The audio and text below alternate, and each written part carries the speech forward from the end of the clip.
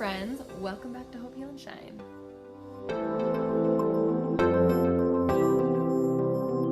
Okay, so I'm so excited because this week's lesson has my all-time favorite scripture. The lesson for this week, we are in the book of Helaman, and it is chapters 1 through 6. So my favorite scripture, drumroll,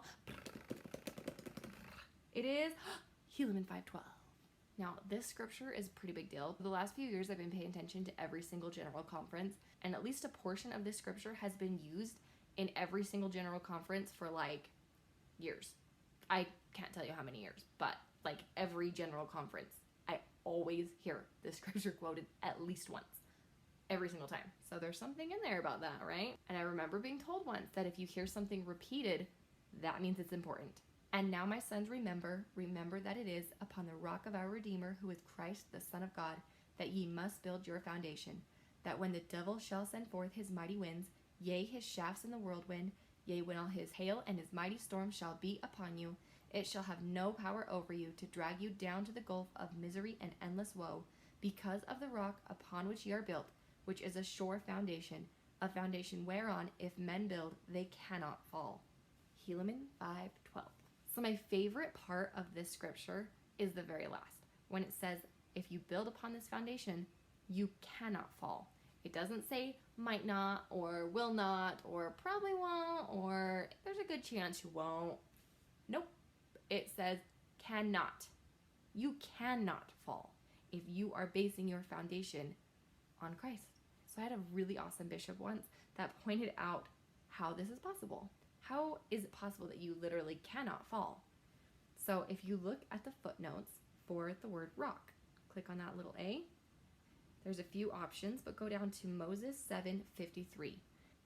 In the middle of that verse, Christ says, I am Messiah, the King of Zion, the rock of heaven, which is broad as eternity.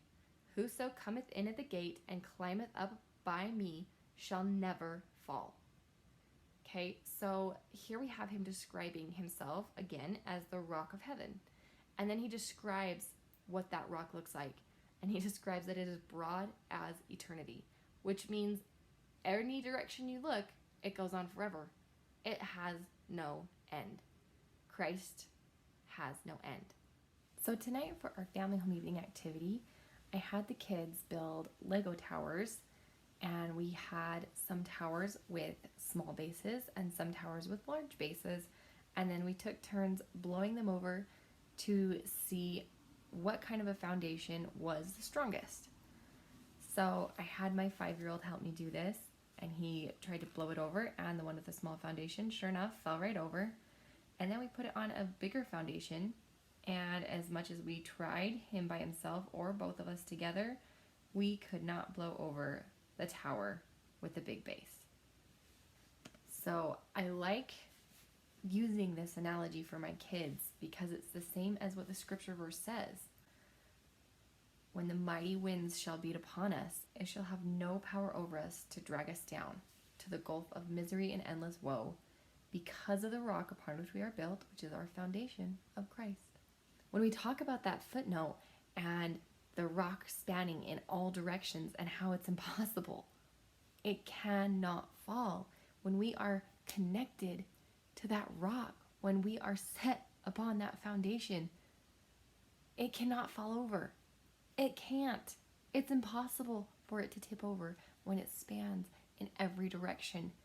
It is stronger than the hail and the mighty winds and the storms that will beat upon us. And that is the beauty of that scripture to me. Okay, so another awesome part of this scripture is that it starts with the word remember. There is a quote about the word remember from Spencer W. Kimball, who is a past leader of our church. And it says, when you look in the dictionary for the most important word, do you know what it is? It could be remember, because all of you have made covenants. You know what to do and how to do it. Our great need is to remember. So years ago, as I was going through this struggle with how to not lose my faith, I asked the question to a cousin of mine. And I said, how do you do it? How do you keep your faith? How do you not fall away? How do you maintain this in spite of everything? And he said, the way you do it is to remember. You look back on your life and you remember those times that you've seen the hand of God in your life every day.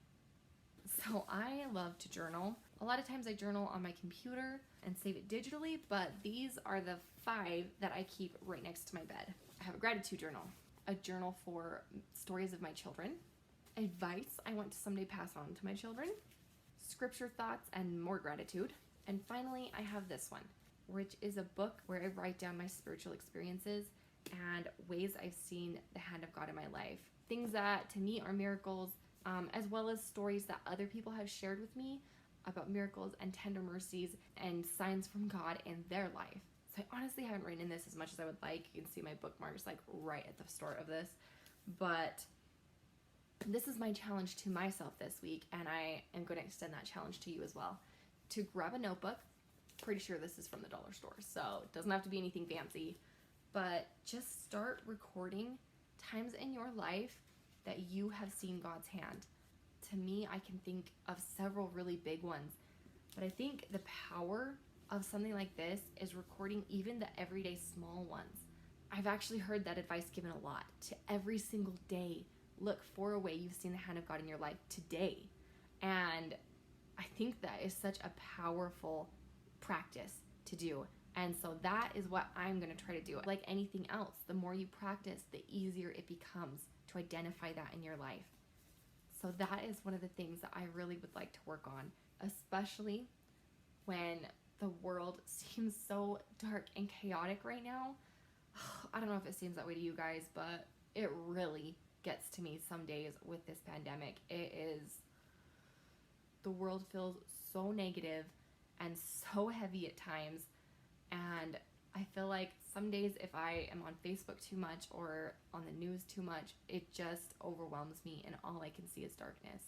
So looking for that glimpse of light every day, I can tell it's going to be good. It's going to be a challenge to start because, again, I'm not necessarily practiced at looking for this, but I'm going to do it. And I'll let you guys know in a few weeks how it's going. Okay? Okay, I think that's it. See, wasn't that scripture amazing? It's your favorite too now, isn't it? I knew it. Thank you guys so much for watching. Again, if you enjoyed this video, please give it a thumbs up and subscribe. I will see you guys back here in a few days. Thanks!